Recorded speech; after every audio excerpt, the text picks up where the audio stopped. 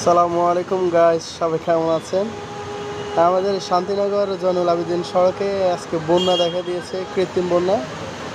তো ঢাকা শহরের মানুষে বেসিক্যালি তো বন্যা দেখে না, এটা হচ্ছে একটা অভিজ্ঞতা আর কি। বাচ্চারা অনেক দুষ্টামি করতেছে, স্কুল থেকে ফিরে বাচ্চারা।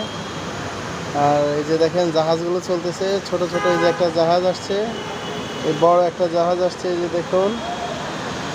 এই যে জাহাজ চলতেছে শান্তিনগর এখন।